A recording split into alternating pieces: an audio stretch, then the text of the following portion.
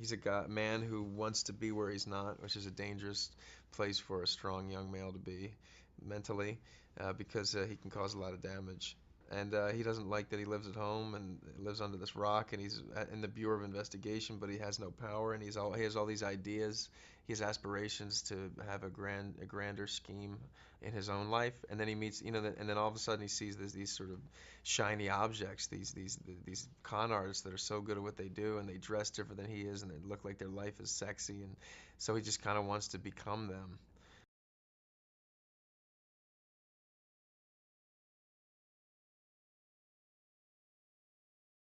Part of this guy's story is he falls in love with a girl, you know, and he really does.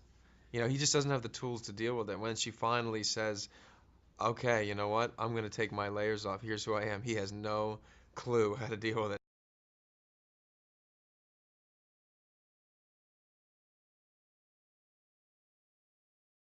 He was trying to show off for her. He's trying to tell her, like, look what I did. I set this thing up to try to torture you. You know what I mean? Like, it was my idea. Like, he wants her to know that it's like him. Like, he's controlling this whole thing. That's his other thing. He wants you to know that, like, I did this. I did this. Which is that's a pretty problematic place to be if you're constantly wanting that affirmation for people to know that you're making these decisions. But no, his love for her is pure. That is not a manipulation when he says, "I like you." I mean, he really is like a kid. He's like, "So I'm not supposed to say this, but I like you."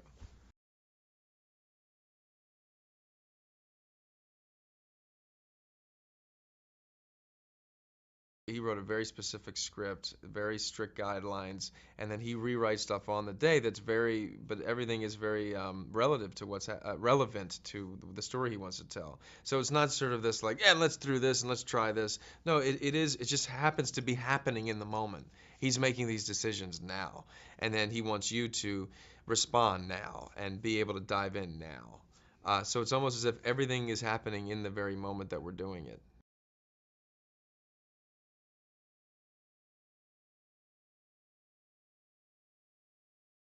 Amy is incredible, and our stuff is sick.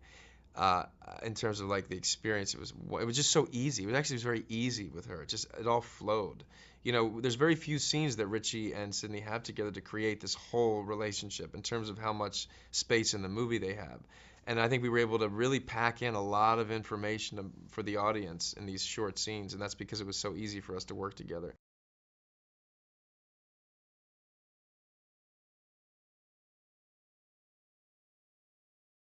With Christian, I was just sort of so amazed that I was standing with this man that I love as an actor in movies in the same room with him, as Richie DeMasso and he as Irving Rosenfeld. I loved when we got to just get into it. It was kind of wonderful.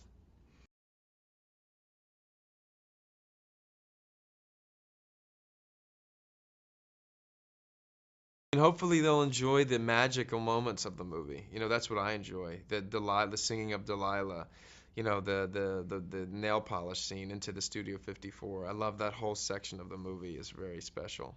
Seeing Richie at home in his element eating chicken on the toilet in the bathroom. You don't really see that.